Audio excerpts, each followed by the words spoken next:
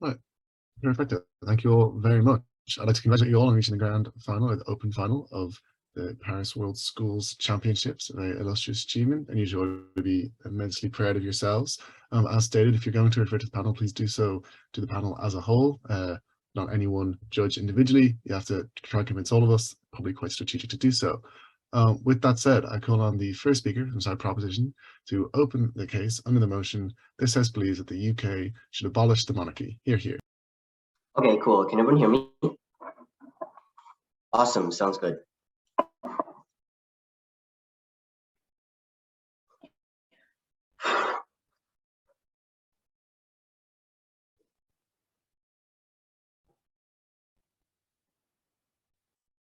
The monarchy is a symbol, and what it symbolizes isn't pretty.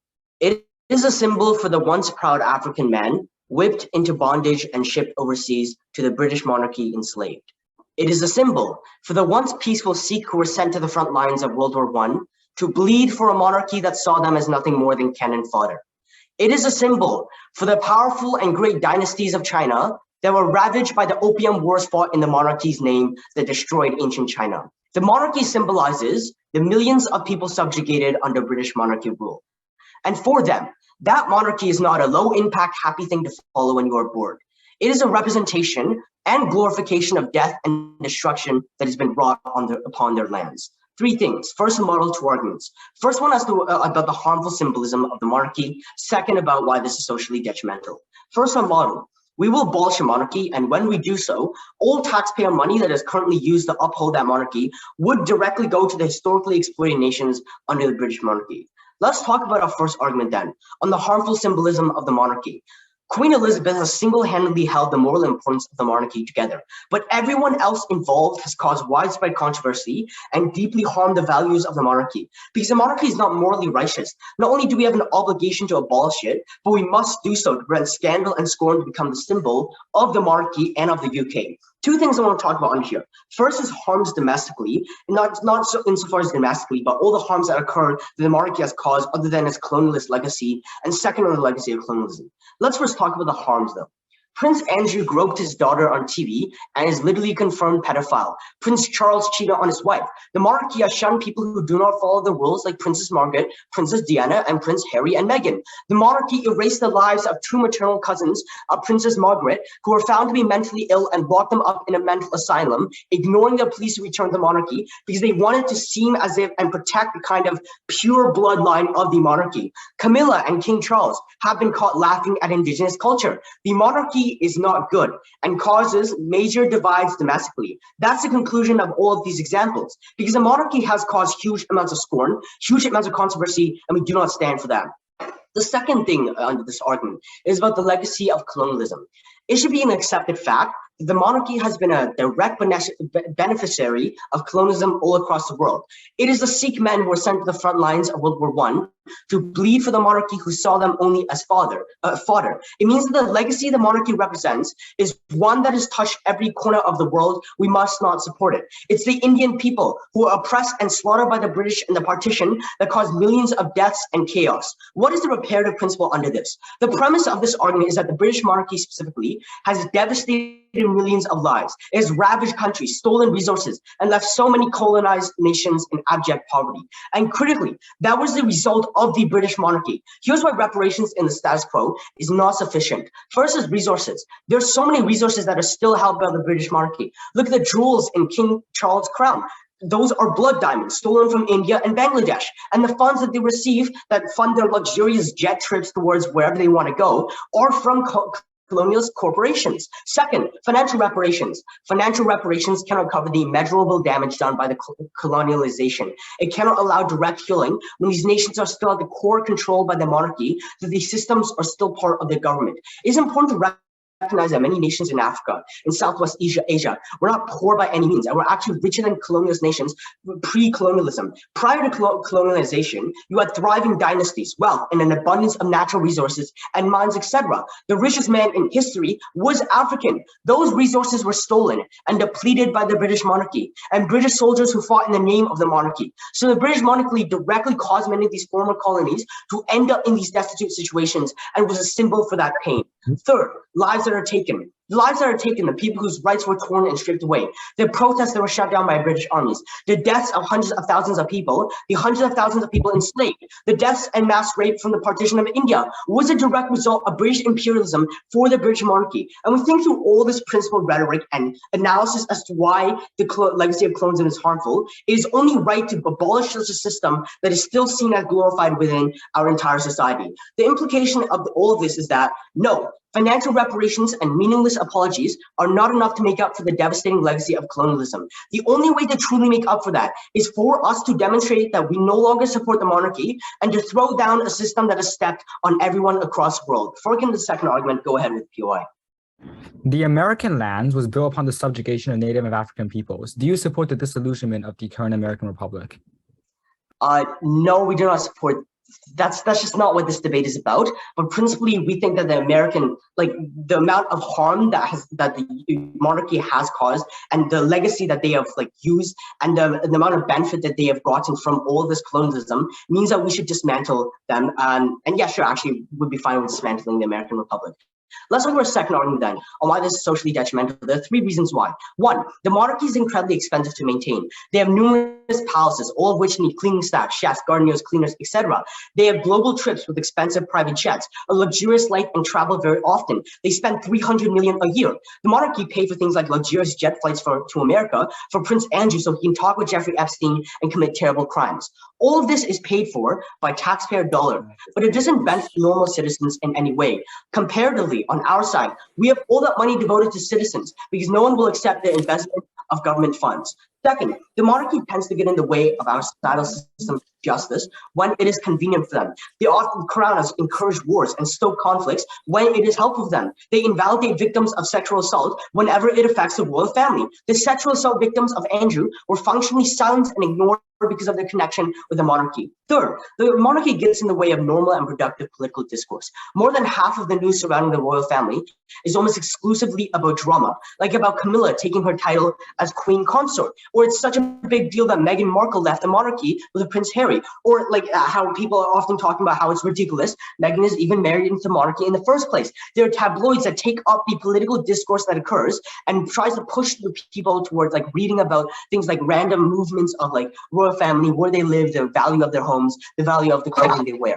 Constant review and scrutiny of hand gestures, fashion moves, results into the end of political discourse. This gets in the way of actually important conversations to have about inequity and objective conversation. And even if it might result in a small amount, in a small increase of political discourse, that is still far, far better than the objectively negative kinds of the discourse about things and that is often harps upon the suffering of other people.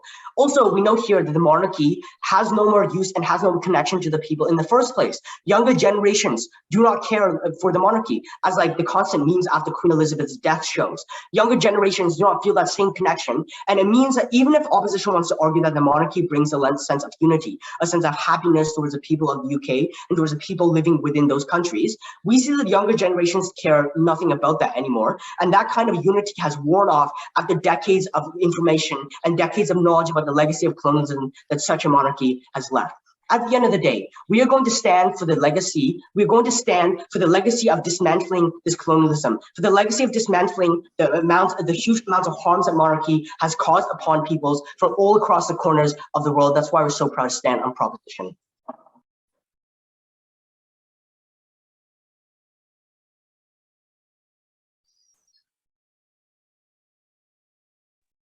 I'd like to thank that speaker for his fine speech, and I call on the first speaker from the opposition team to open the case for their side. Hear, hear. Hello, am I audible? All right, great. For POIs, please. The monarchy is the face of Britain, which is a state whose culture and identity has been constructed around that institution of monarchy. Britain's position as a key figurehead in the global order means that undermining the basis of its stability will be a debilitating force, and we believe the world is better off if it doesn't get destabilized. We're incredibly proud to oppose. Our stance in this debate is very simple. Destroying the monarchy now destroys everyone, and we should instead do it and keep it moderately, and we can shape it into a good social force. 3 arguments from my side of this debate. Firstly, why we think it's justified to keep the monarchy in general. Secondly, how it maintains stability within Britain. And thirdly, how the maintenance of British soft power as a monarchy and as a Commonwealth nation benefits the world. So then, we'll judge 3 pieces of framing.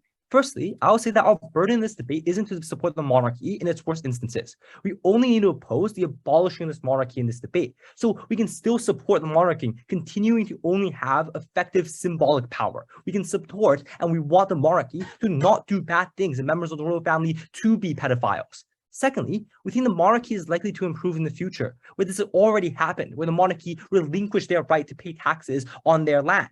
We think that when the queen is gone, the monarchy is slightly less popular than before, the pressure exists for people and for the monarchy to change.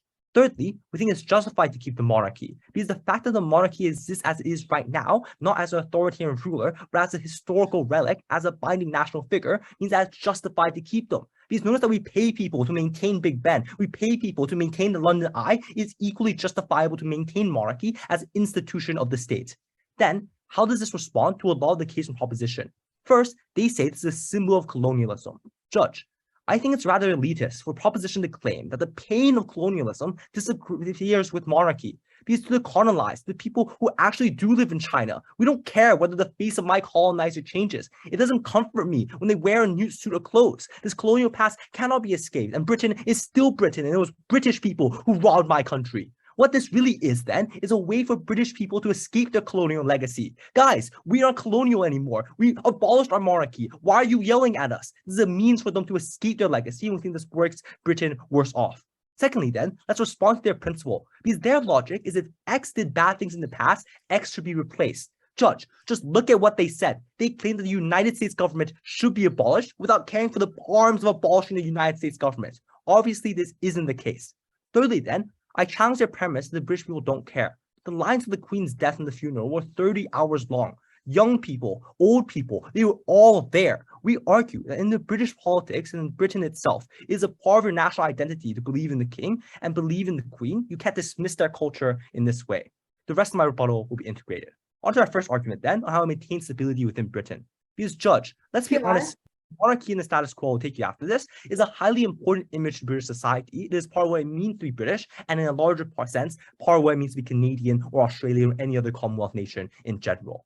This then is a very powerful institution for several reasons. One is tradition. When Britain has been a monarchy for thousands of or hundreds of years, it has been a monarchy for living memory. Secondly, they're also the head of religion, where the monarch and the British monarch is the head of state and head of church. We think it's an important part of the religious society in Britain.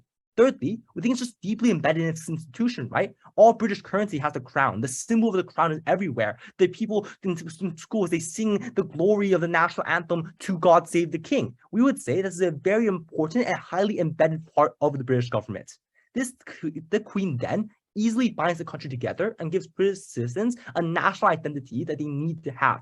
So why is this so important? We think 3 reasons.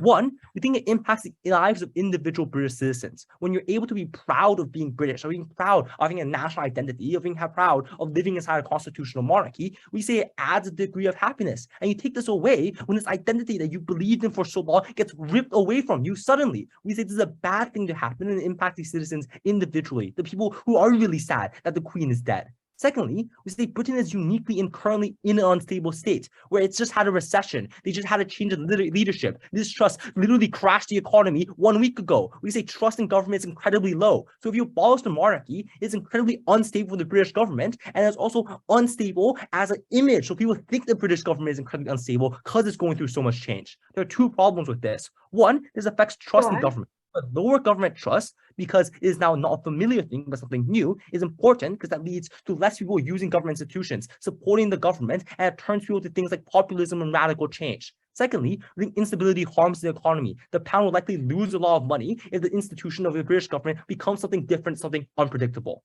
Thirdly, we say people will deform and default to other forms of identity politics if being part of British is no longer being part of British monarchy. Because whether you're Scottish, English, or black or white, you still believe in the British monarchy, and that holds British people together. When that doesn't exist, Scottish people, Welsh people, people who are of different races inside of Britain, they lose what holds them together and they'll default to other things, like their race, like their nationality. We say that tears Britain apart, and tearing people apart is harmful because you want people to be unified, and that gives them the maximum amount of benefit as a whole. With that then, on our second argument on the symbol of positive monarchical rule, but before that, I'll take a point.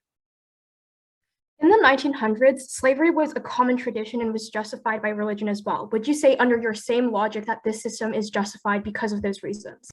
We think that individuals, to the same extent, do not identify with slavery as much as they identify with the national monarchy. And we also argue that the monarchy doesn't cause as much harm as slavery did. Let's take a step back then on the positive monarchical rule. Let's take a step back. What is the British monarchy to the rest of the world and as in the global stage? Because I would posit that what it is a continual example of monarchy or authoritarian leadership existing in a liberal democratic Western country. Notice here then that many countries around the world still live under dictatorship. The Saudis, the King of Thailand, of Brunei, of Swaziland, of the UAE, or Qatar, and a bunch of other nations have strongman leaders. The question for these individuals constantly is whether to democratize, get benefits from the West liking you, getting more investment, getting benefits from the West, or caving and losing your monarchy and losing the stuff that makes you, as a monarch, powerful. You might lose your house if you lose the monarchy. You might lose whatever gives you a lot of money if you become a democracy then. This then, in a world where monarchy exists, is actively beneficial for democratization because these nations and these individuals who rule these countries are able to see Britain as a primary and famous example of constitutional monarchy. If you abolish it then, you're sending a clear symbol to the rest of the world and you cannot be compatible with democracy. That monarchy of any kind is incompatible with democracy because even the British monarch is abolished. On our comparative, this is so possible. So it incentivizes leaders to devolve power and rule as a figurehead monarch and not have all their stuff become taken away from them and not be completely useless. This is far easier of a trade-off for these individuals to take. We already see this with Saudi Arabia becoming slightly more liberal. We're going to see this in the future, and they stop this on their side of the house. Lastly then, why do you think British soft power is also important as a member of the British economy? Because they claim that Britain doesn't get anything from the monarchy. I disagree. Because if you lost the monarchy, you lose tourism, where the Queen's private collection gets lost. The monarchy itself, and the special part about England, that's a fairy tale place. That's a magic of kingdoms. That's why people come and see and visit Buckingham Palace and see the Queen's Guard. All that thing generates massive amounts of tourism inside of Britain. It also helps Britain because if it has influence over Commonwealth nations, they can negotiate trade deals with them. They can work together to resist Russia. We say that a united West is also useful because it increases the power of democracy. But secondly, it benefits British citizens. If they ever trade with Canada and Australia, I think that brings money into the British economy, and the monarchy is one way in which that occurs. For these reasons, we think the monarchy is regrettable that they did colonialism, but it's good that we keep them, and abolishing it is worse. So proud to oppose. I'd like to thank that speaker for his fine speech, and I call on the second speaker from side proposition to continue the case of their side. Here.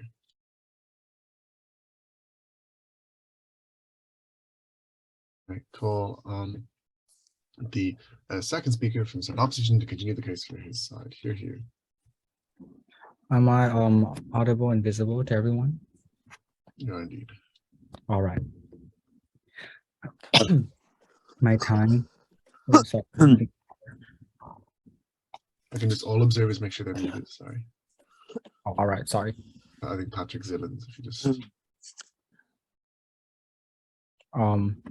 In that case, my time will start now. Panel, our opponents run an extremely unstrategic case, right? They only present one argument that the monarchy is essentially equivalent to colonization and therefore ought to be abolished. If we can de-link British monarchy as completely representative of British colonization, then the entirety of proposition falls apart. I'll seek to do that in my speech. The main tie our opponents give as to why the monarchy is essentially directly and fundamentally responsible for colonization is to argue that they benefited from colonization and that they enacted colonization. Both of these claims are arguably untrue. First, although we do concede that the monarchy to an extent benefited from colonization, it is also true that all of Britain benefited from colonization, right? The royal family, as our opponents themselves said, only gets $300 million a year. But if you actually look at what the British Empire did, they extracted like $42 trillion of wealth from India alone. So clearly you cannot say the British monarchy is responsible for all colonization and therefore needs to be abolished. Secondly, they argued that the British monarchy is responsible for colonization because they were the ones who enacted it. We would argue this is also untrue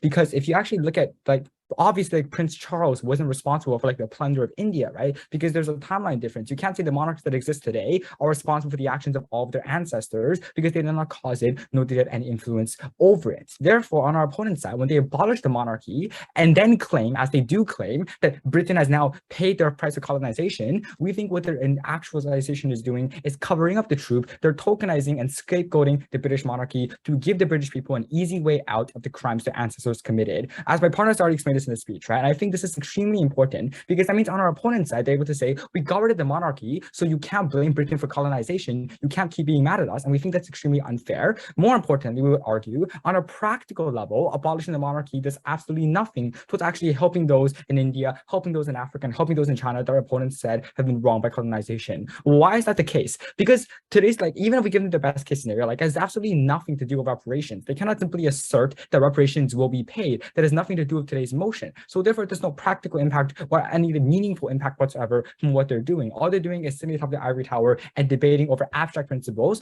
More importantly, I would argue that our opponents sort of contradict themselves, because in the first speech they say that the British monarchy, like once they've abolished, the price and like the taxpayer dollars would go towards paying reparations. But then in the second speech they said that taxpayer dollars would go towards the British people themselves. So that's sort of a contradiction because the money only exists in one form. They have to resolve that in their following speech. Given that, then, I think we've already successfully delinked the monarchy as completely responsible for colonization, and therefore they cannot simply say colonization happened and therefore the monarchy ought to be abolished. The same way, it would probably be absurd to say that because like some rich people have done bad things, we should abolish the entirety of capitalism, or because some parts of America did horrible things like slavery in the past, we ought to abolish the entirety of America under the status quo. There's clearly an absurd argument which cannot be made. But more importantly, I would say that our opponents shoot themselves in the foot and tear down this entire argument in their very first speech when they say this, and this is exactly what they said, quote unquote. They say that the younger generation does not care for the monarchy.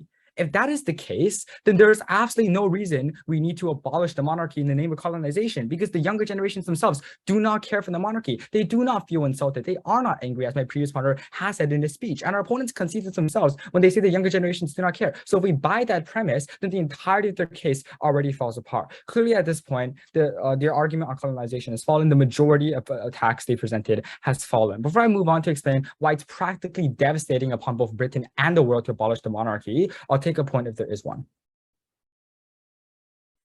Well, our claim was never that people in colonized countries do not care about the symbolism of the British monarchy. It is that the younger generation in Britain does not care for the monarchy.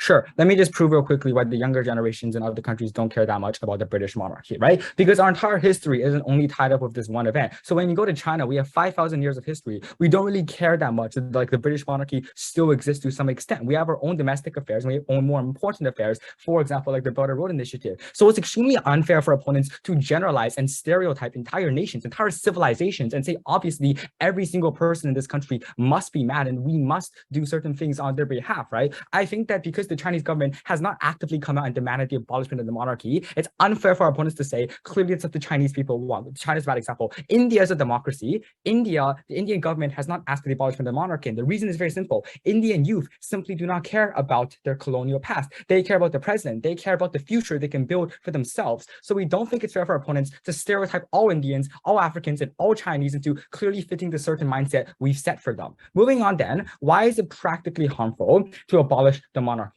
First, let's discuss it for Britain, right? Because I would say it's probably very bad.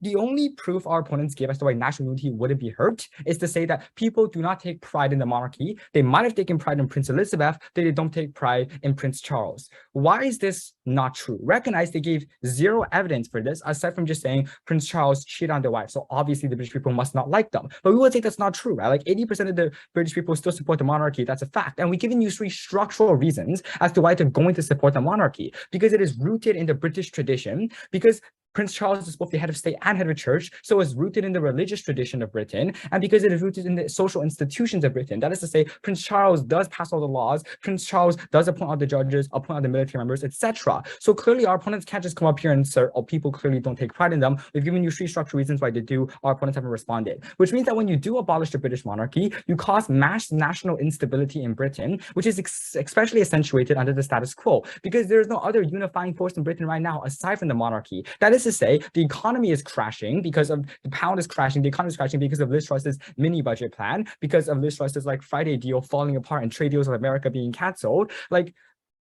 and polarization is also occurring. Like, you have mass like riots and like strikes by workers. So right now is an extremely important time for the monarchy to continue to exist so Britain can be unified. For opponents to abolish it right now would cause mass devastation. And this devastation is not only localized to Britain, it probably expresses to all across the world. That is because Britain is an extremely powerful and influential actor under the status quo. Their economy is extremely powerful. So when the pound crashes when the economy further worsens because of instability in Britain, it's devastating to the world economy and hurts everyone, including the Indians and Chinese and Africans our opponents talk about. But secondly, we would say, and much more importantly, that the West becomes weakened because there is no longer a unifying force to the Anglosphere. And that's extremely devastating right now because the West, under the status quo, is arguably the last haven of human rights. When you have Russia invading Ukraine, when you have China committing things like the Uyghur genocide, it's extremely important to have a unifying force which stands for human rights and which stands for liberalism. To break apart the leader of the Anglosphere right now would be extremely devastating for all individuals across the world and for all individuals' human rights. Lastly, I would say, and I recognize our opponents didn't really address this argument,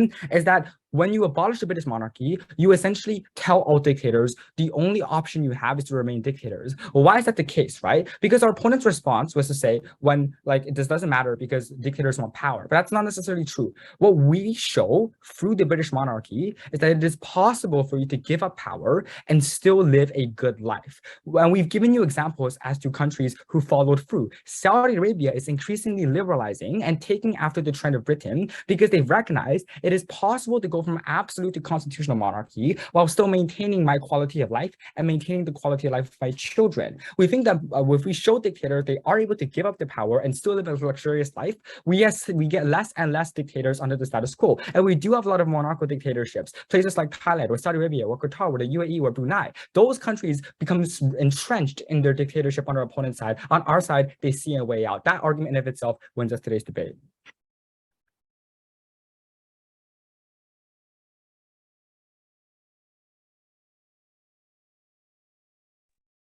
Perfecto. I'd like to thank that speaker for his fine speech, and I call on the third speaker from the proposition side to continue the case for her side. Hear, hear. Awesome. I would prefer POIs exclusively in chat, please.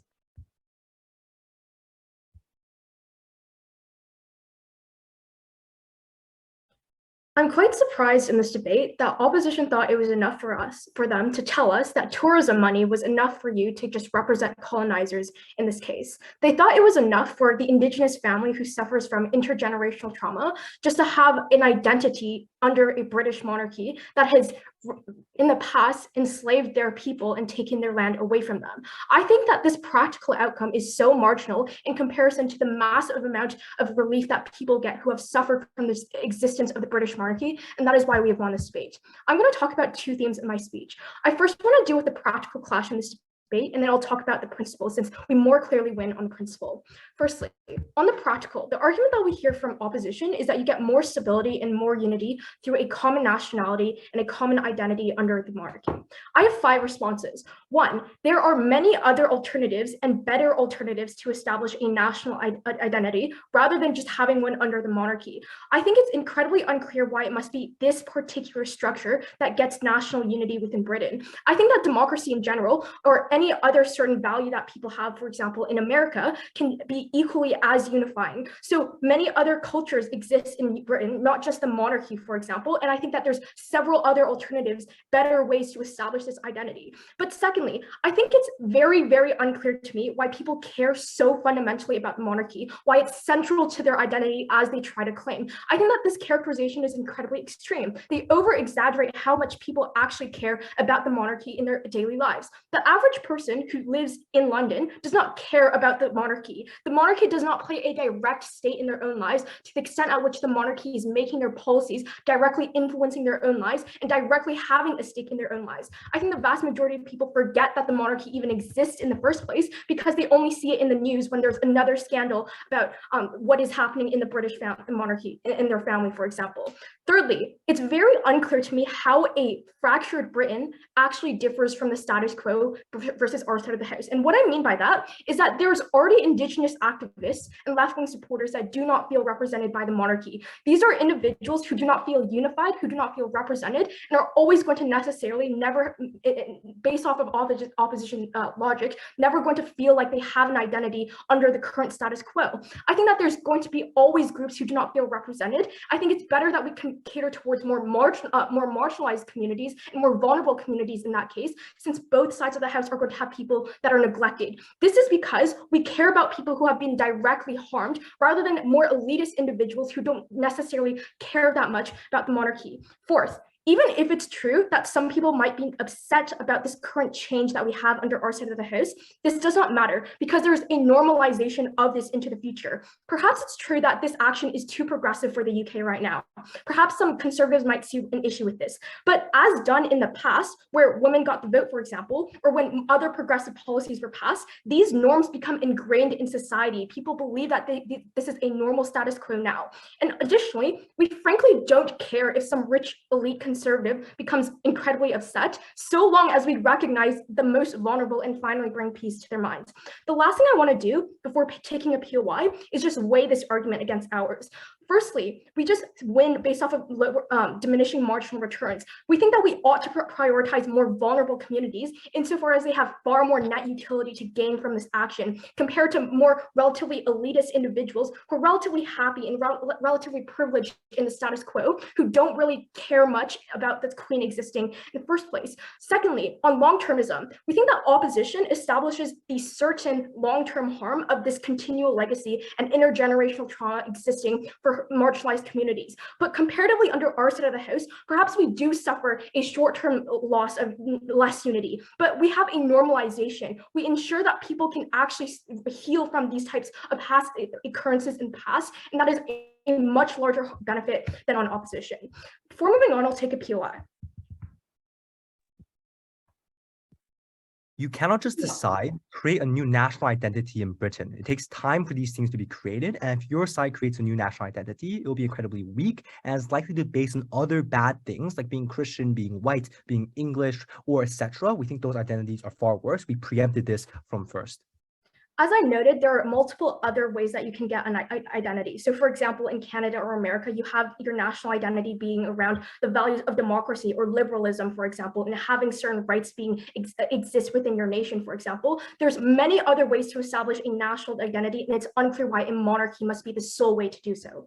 I want to deal with their next argument, which is just that when you abolish this monarchy, it sends a message to all other states that having a monarchy is incompatible with being a democracy, that authoritarian states do not want to become a democracy anyway. I would say that this claim is very marginal. I would say authoritarian states don't want to become democracies because people in power want their power, don't want to give them up. I don't think the largest reason for authoritarian states not becoming democracies is necessarily going to be this policy, but rather the inherent want for power within these states. Secondly, on a semantic level, I think it is just genuinely true that monarchies are not compatible with democracies anyway, because if you are living under a monarchy, no one consents under that. You don't consent living under that type of system of power, for example. So in that case, we do agree with them that monarchies and democracies are not compatible. I want to deal with their next argument about just general benefits to Britain. So for example, you get more trade, you get more tourism money, and it helps the Commonwealth with things like diplomacy.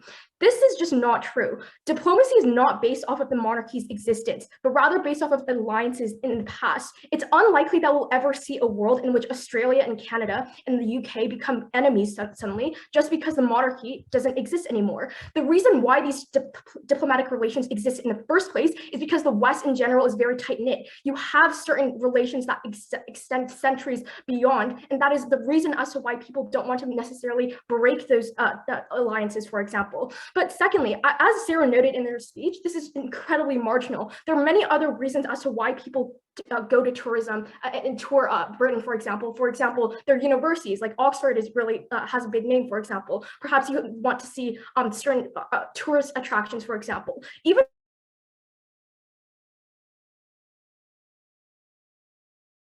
country get more tourism money, which I just don't think isn't very like persuasive argument in this debate. We told you that we're now necessarily going to have discourse on why this happens. Hundreds of millions of taxpayer dollars are now lost from the monarchy and devoted to more important causes. So for example, even if we can't fiat this going directly to developing nations, for example, who have been hurt from the monarchy, we can explain as to why this is going to go to the people themselves. Second thing then, on the principle, and I don't leave that much time for this because it's very clear that we win this theme. The one-liner that we hear from them is just that the monarchy has an incentive to change, that on our side of the house, you give them time to escape from their legacy. I would say that this is not true. We are ensuring that they don't escape from their past legacy by stripping down their social status away from them. We're literally distributing their wealth to other nations that they once oppressed. So this argument doesn't make sense. Second, it's incredibly ambiguous as to what this means. What do you mean by change? Like, let's fill in opposition's best case and say that they're supporting having alternative policies such as reparations. We told you in that case, you're still neglecting the fact that the same social structures of colonialism and divides are still in place. You're still glorifying those exact same structures that would not exist under our side of the house. The wing is very clear under our side of the house. We are certain that we're necessarily going to strip them away from this type of issue, from the monarchy, for example, but on their side of the house, their case is dependent on the chance that the monarchy will actually change. And it's on that basis we propose.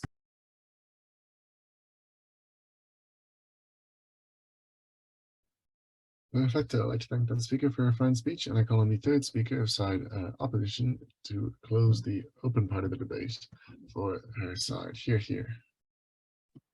Okay, hi guys, just to reiterate, pronouns she, her, and I prefer my POIs in the chat.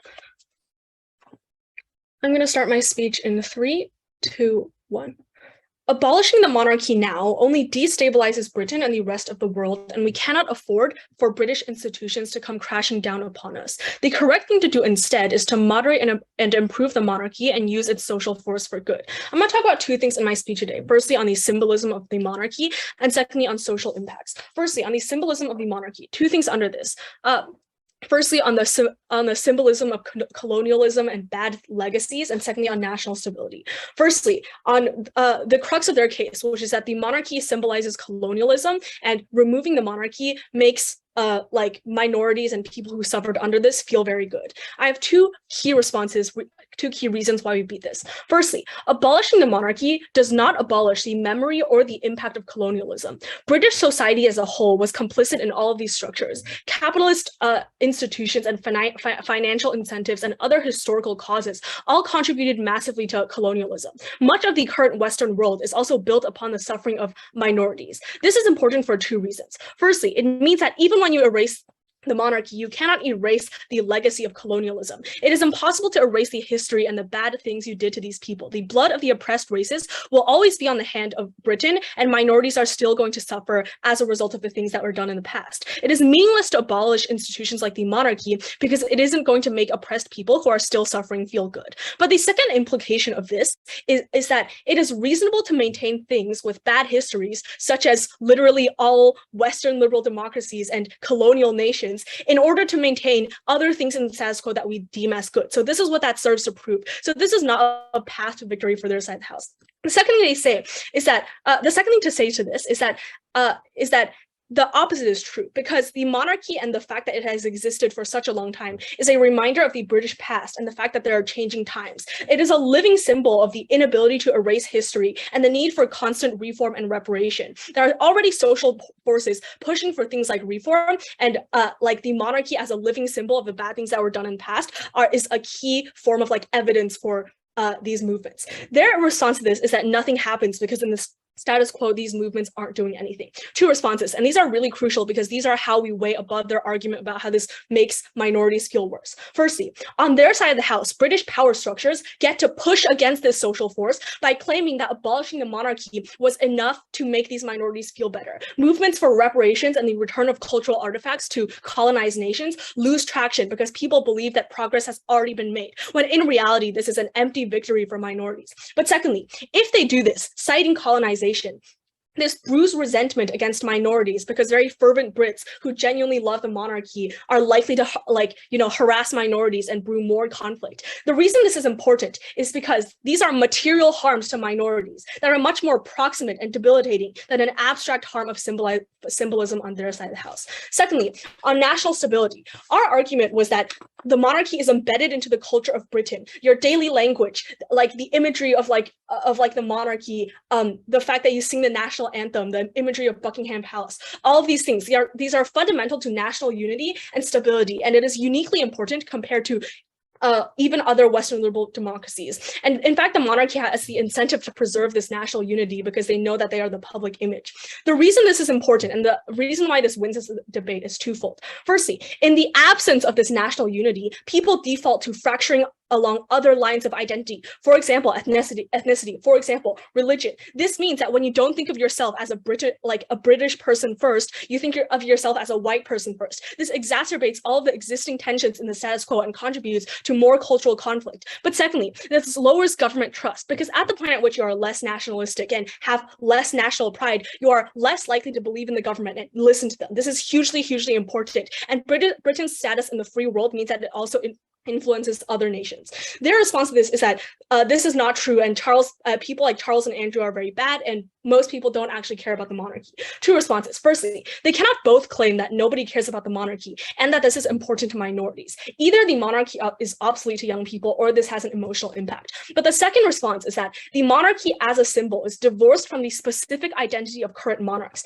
i.e. the symbolism of God save the king or queen, the symbolism of Buckingham Palace, the idea of the crown. All of these are divorced from the specific actions of random princes, as evidenced by the huge degree to which Brits still care about the monarchy and the huge degree to which it is embedded in daily language and daily culture, regardless of what Camilla has done. The point is, Britain is built around the monarchy. A sudden and extreme move like abolishing the monarchy is going to undermine all of this.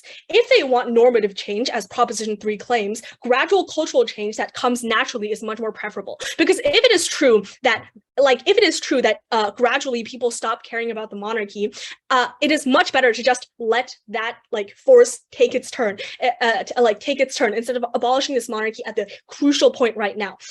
They say that there are alternatives to national unity. Yeah, I agree that there are alternatives, but the point is Britain did not establish itself on those alternatives. The Queen is already embedded into the culture of the country, and therefore we just have to live with this and not do the thing that is the most extreme and that will fracture the most people. Before I move on, sure. You say that people will come to a national identity of being white. This is the status quo under the monarchy in which Meghan Markle is shunned for being biracial.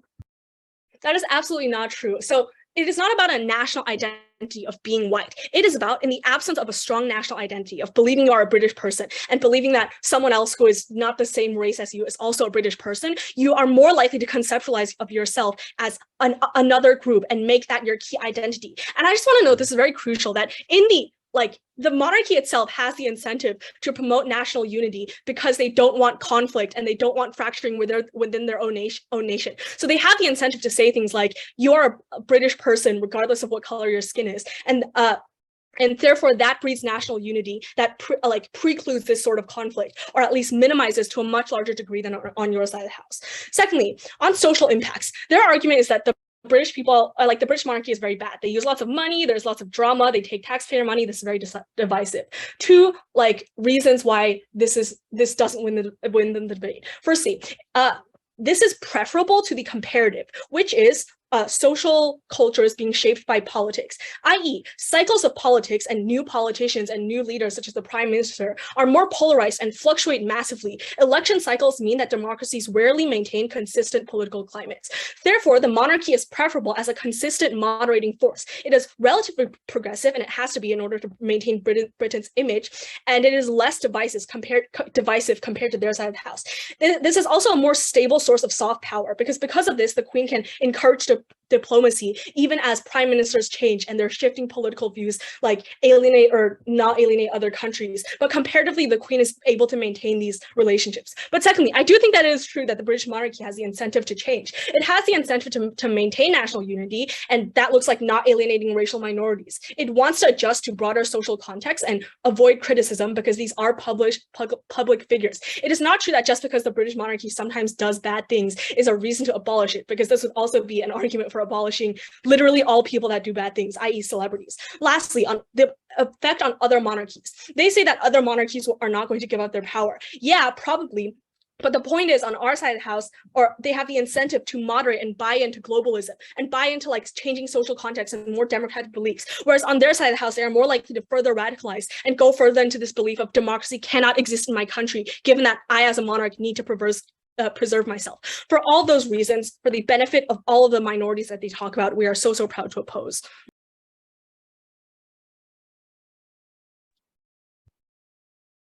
Reflector, I'd like to thank that speaker for her fine speech, and I call on the opposition reply speaker to give a summary of the debate as they saw it. I call on the opposition reply speaker to do his summary of the debate as he saw it. Sorry, here.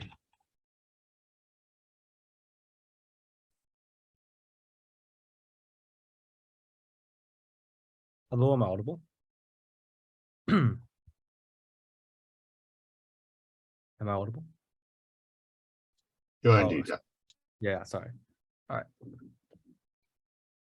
What the proposition does in this debate is give you a lot of abstract rhetoric and could call to removing symbolism. What the opposition does in this debate is give you practical impacts, things that happen to people, and things that matter in this debate.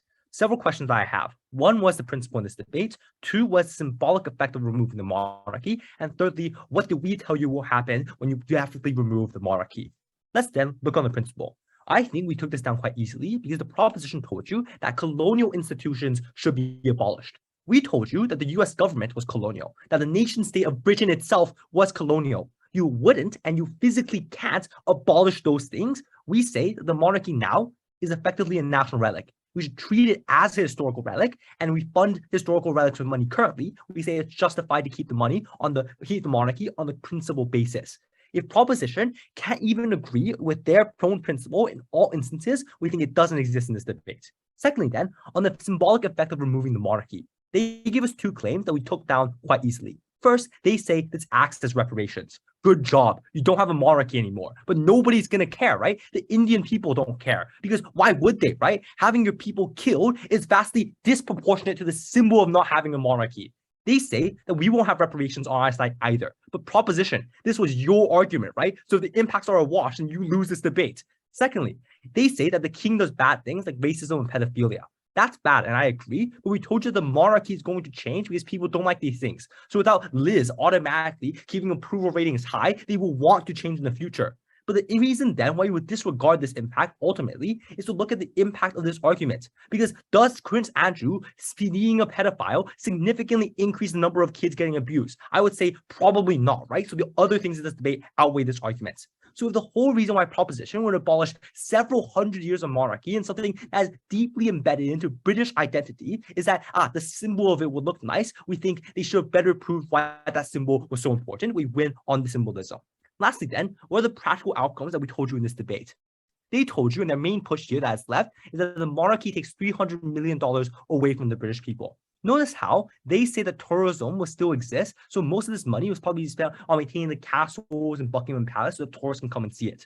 Next, I would argue this is very marginal, right? Where 300 million is a lot to individuals, but this is very little in the context of a government, right? Liz Truss is willing to give tax cuts to the rich. I think this would mean more tax cuts to rich people, given the current government inside Britain. Compare this to what we told you, where first we said tourism likely matters, right? When the only example that third prop can tell you for why tourists will visit the UK without the monarchy is that like Oxford looks nice. I think that it's quite clear that we win the point that tourism is likely impacted to some degree and impacted significantly since the UK is like the thing special about the UK is that they have a monarchy. People from Canada and people from Australia want to come to the UK. Secondly, I think we get soft power, right? Where we think it makes a massive difference between just two Western nations that speak English and having the same face on your currency. Where we say this is the degree to which Canada and the UK are tied together compared to how the UK and Ireland are tied together. We say that having these closer ties means you're better able to coordinate foreign policy, i.e. the West is more united. And secondly, it probably benefits the UK and Canada to trade with each other. Thirdly, we see that national identity deeply matters in this debate. And I want to talk here just saying that we don't think that all proposition can dismiss the feelings of individuals. Because a lot of the British people do care about their monarch. That was why they were crying when Elizabeth died. We say that when you remove your national identity, the thing that you've supported throughout your entire life, that's been on every single part of what your nation means to be. You sung songs about it since you were a kid. We say this does impact people, and people can't feel pride in this national identity of being British.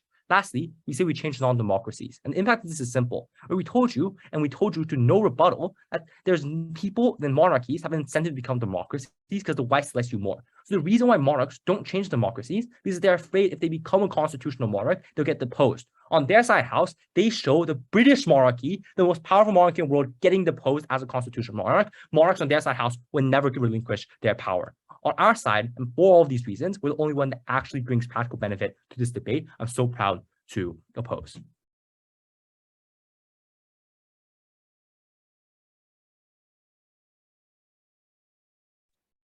Perfect. I'd like to thank that speaker for their fine reply, and I call on the proposition reply speaker to give a summary of the debate as she saw it. Here. All right.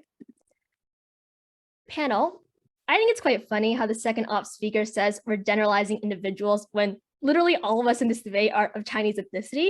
But let us be very serious here, because the legacy of the British monarchy's actions are absolutely devastating. The descendants of colonized countries do care about the British monarchy. I do think Indian citizens care about the monarchy when the jewel that sits on Charles' head was stolen from them. I do think Indigenous individuals care about the monarchy when Charles and Camilla laugh at their cultures and traditions. I think people care when the lavish lifestyle of the British monarchy today shows no remorse for their actions, and the fact that the wealth that they benefit off of all comes directly from colonialism. And on the basis that we do oppose that, we're so proud to propose. All right, two things in this speech. Firstly, talking about the monarchy symbolism and just generally on the practical impacts.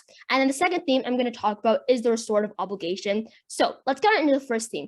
And before I really get on into like the actual content and substance here, let's deal with this false tension that second and third op try to force onto us, even though we responded to this many times. And this false tension is that apparently on prop, we cannot claim that people in Britain don't care about the monarchy and then claim that minorities in other countries do care. Like, yes, we can. This is not a tension. We've clarified this down the bench that the younger generation in Britain does not care about the monarchy, whereas minorities in other countries that were very tangibly harmed by the legacy of colonialism and British imperialism probably do care. Like, I don't understand why they keep on bringing this tension back up. So what are the actual constructive contributions we hear from op? We have a couple. So the first claim is on unity and identity, but literally down the bench from my speech, from Kaylee's speech, we've told you that unity and national identity can be found otherwise, and that this just really isn't impactful at all, because as I told you in my speech word for word, most countries in the world don't have monarchies. They're perfectly capable of finding national identity without it.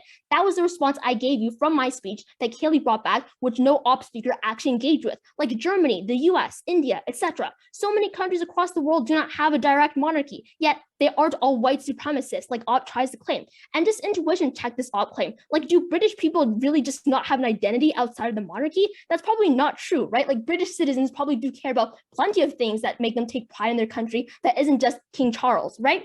And in op third, we get like a clear conception of what the alternative is, which is along like racial lines, but this is also semantic, right? Like, is Britain not racist in the status quo? Are there not racist people across the world? I'm just really unclear what the threshold of their impacts actually is. But the second claim that we get is on tourism. Like, down the bench in my speech and Kaylee's speech, we've pointed out you can have tourism without monarchy, and even if like tourism slightly decreases, we really don't care compared to like actually getting the UK and the British monarchy to finally acknowledge the devastating harms.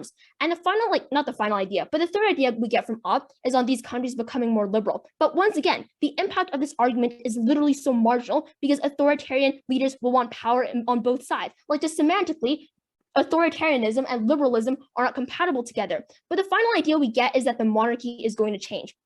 No structural analysis was given here. Like, I don't think people liked rapists back then. I don't think people liked pedophiles a decade ago, and they still don't, but it's unclear why that's going to change, given that the British monarchy does have immense amounts of money from taxpayer dollars to cover up these incidents, like we've told you straight from first. What do we tell you then on prop? We've told you, one, the symbolism of the monarchy in and of itself is harmful because many members of the royal family present incredibly harmful values. We told you that there's a massive opportunity cost, regardless of where that $300 million is going.